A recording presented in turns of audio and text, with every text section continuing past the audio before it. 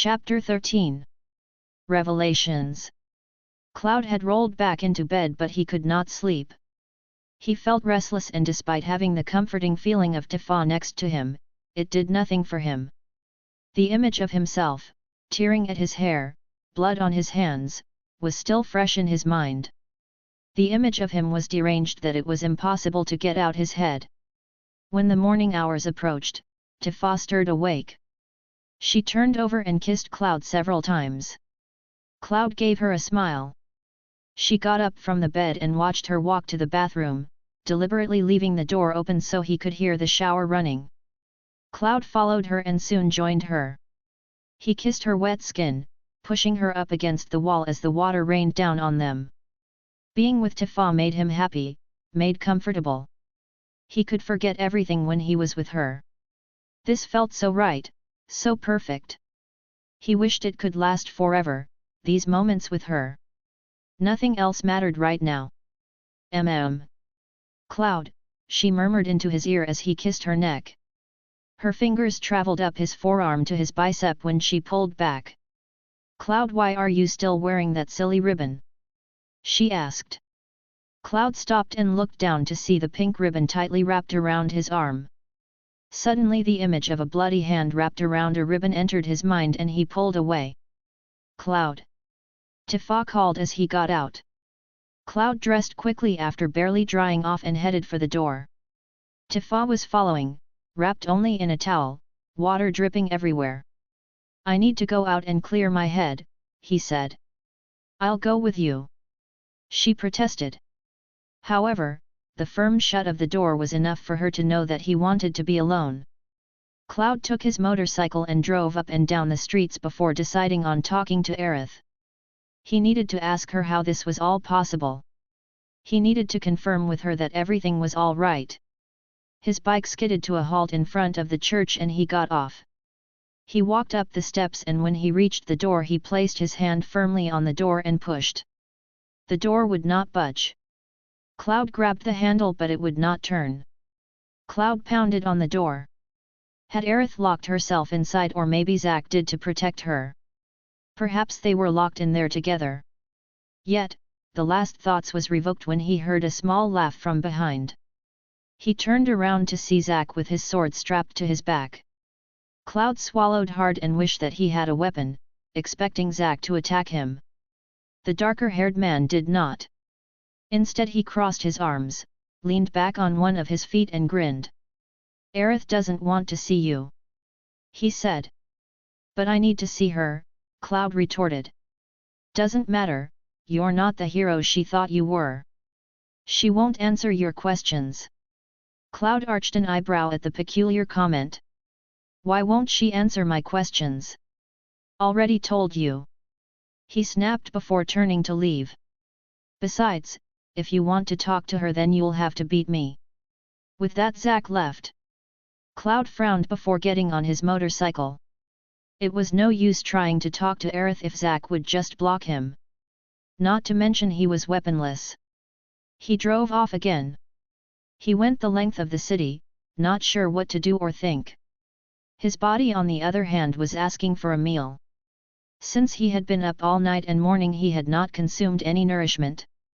Cloud stopped his bike and the first place he saw that was open for breakfast. It was a small diner, that looked pathetic on the outside. On the inside it looked better and more inviting. A sat at the counter on a tall stool. A woman behind the counter handed him a menu and before even asking gave him a cup of coffee. I didn't order this, Cloud said. She smiled, no, but you'll need it. Did he look that out of it? He peered down into the cup and even though he was not an avid coffee drinker he felt that caffeine would help. He drank a big gulp and swallowed. It was a good. He looked over the menu and ordered enough food to feed 2 people because that was how hungry he felt. His food came and he dug in. About halfway through he was not feeling full yet but his meal was interrupted by a familiar voice. Yo, I want the usual and so does my friend, came a voice entering the diner. Hello Reno, said the woman, hello Rude. Cloud peered over his shoulder see the 2 men walking in. It took only seconds for Reno to spot him. A grin formed on his face as he nudged Rude to gain his attention. He pointed at Cloud and the two men strolled over. What Cloud would have given to have a moment's peace. After all, last time they met these two had attacked him and hauled his unconscious body to fight Rufus Shinra. Well, if it isn't our old friend, Reno chuckled as he sat in the stool next to Cloud. Cloud snorted at the word friend. Rude sat on the opposite side of Cloud. Cloud went back to his food as the lady at the counter brought 2 cups of coffee for Reno and Rude. She told you to try the coffee? Reno asked. Cloud swallowed, yeah. That's how she got us. Best coffee in the whole city. Reno took a large gulp of his coffee and then another before setting it down. Rude was pouring sugar and cream into his before he began to consume his. Cloud looked down and finished the rest of his. So what brings you all the way out here? Reno asked. Cloud did not answer. It was not his business. What? You lost Aerith, so now you are going to pout about it? Reno laughed, to which Rude quietly chuckled. I guess it would make sense for them to know. They had to have known when Kadaj lost to know when he would. If you know I lost Aerith, why aren't you taking Zack in to fight you, boss, or are you waiting until he's battered as I was? Cloud's voice sounded like venom. Seething at them for ruining his mood. However, the two men did not seem to notice.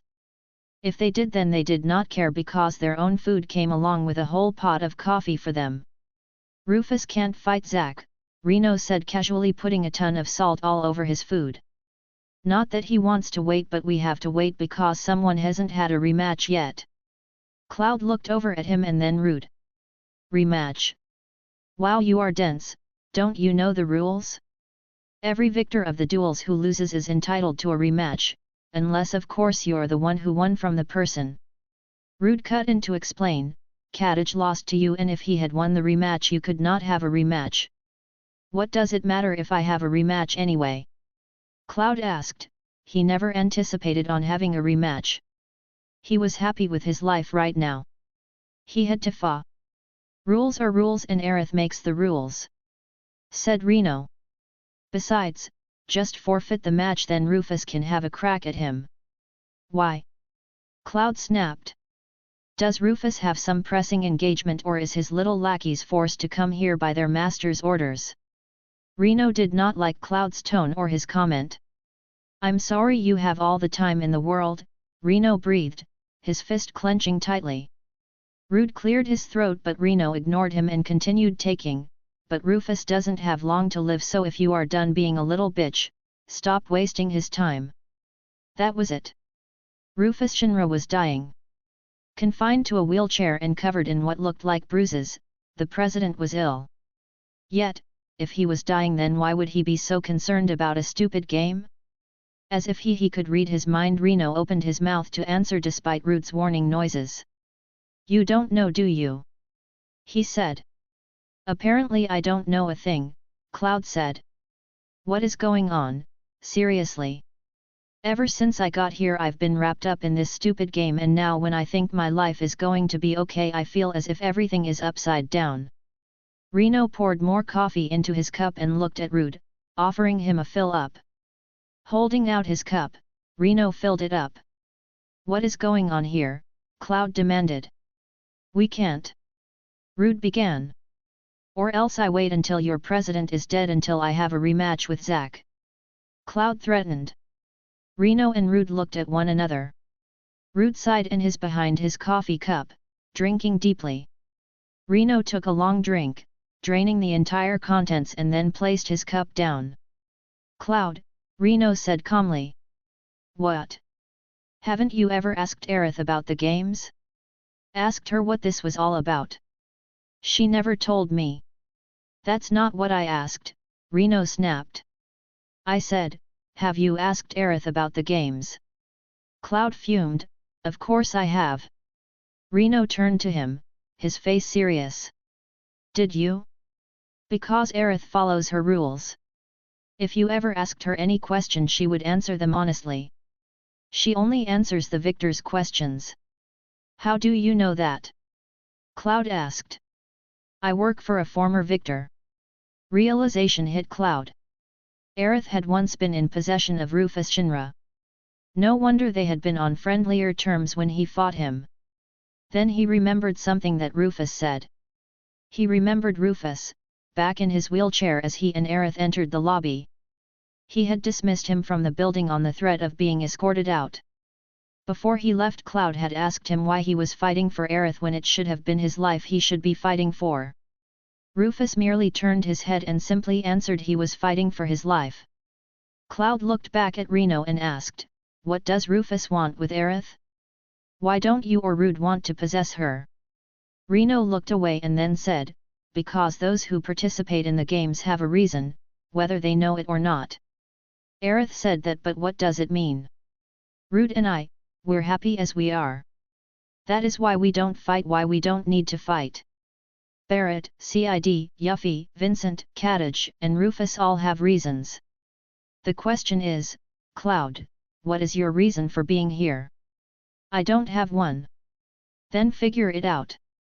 Everyone you fought has come here to fight for a reason. Cloud rubbed his temples. Alright, so what's the point?